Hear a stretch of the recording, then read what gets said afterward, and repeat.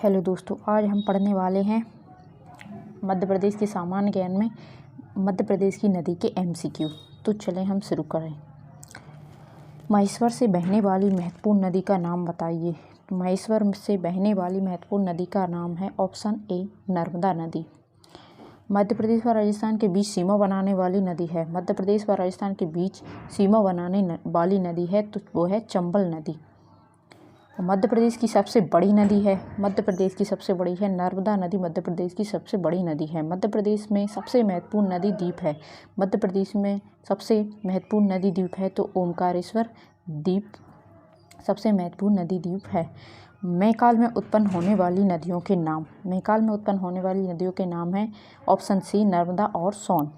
मालवा में प्रवाहित होने वाली मुख्य नदियाँ कौन सी हैं? मालवा में प्रवाहित होने वाली मुख्य नदियाँ कौन सी हैं?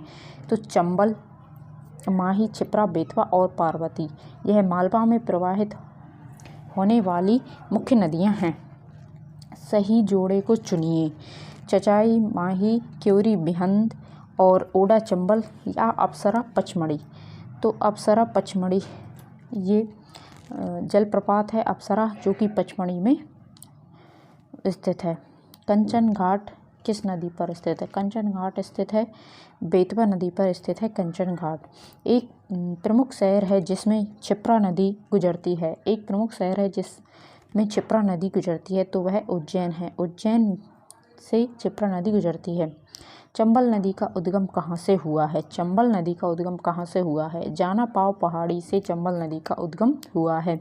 कौन सी नदी गुना जिले को दो भागों में काटती है? तो सिंध नदी गुना जिले को दो भागों में काटती है। इनमें से कौन सा झरना नर्मदा नदी पर है? चचाई झरना नर्मदा नदी पर स्थित है। सोन नदी का उद्गम मध्य प्रदेश के किस स्थान से हुआ है? सोन नदी का उद्गम मध्य प्रदेश के किस स्थान से हुआ है? तो अमरकंटक से हुआ है सोन नदी का उद्गम, ऑप्शन बी। क्षिप्रा नदी मध्य प्रदेश के किस जिले से निकलती है? क्षिप्रा नदी मध्य प्रदेश के किस जिले से निकलती है? तो इंदौर से निकलती है क्षिप्रा नदी। तवा नदी का उद्गम मध्य प्रदेश के किस जिले से होता है? तवा नदी का उद्गम मध्य प्रदेश के किस जिले से होता है? होशंगाबाद से होता है तवा नदी का उद्गम। ओरछा मध्य प्रदेश की कौन सी नदी के तट पर स्थित है? ओरछा मध्य प्रदेश की कौन सी नदी के तट पर स्थित है? तो बेतवा नदी के तट पर स्थित है ओरछा। सिंध नदी मध्य प्रदेश के किस जिले से उद्गम होती है? सिंध नदी का उद्गम किस जिले से होता है? तो सिंध नदी का उद्गम बेतवा जिले से होता है।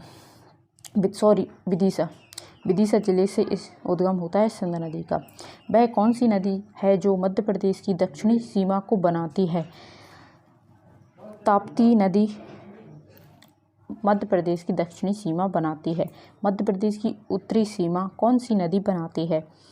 तो मध्य प्रदेश की उत्तरी सीमा चंबल नदी बनाती है। रजत जलप्रपात मध्य प्रदेश में किस स्थान पर है? रजत जलप्रपात मध्य प्रदेश में किस स्थान पर है? तो रजत जलप्रपात पचमढ़ी में स्थित है। तो आज हमने 20 क्वेश्चन किए हैं। नेक्स्ट क्लास में हम और नदी के MCQ करेंगे। तो थैंक यू दोस्तों।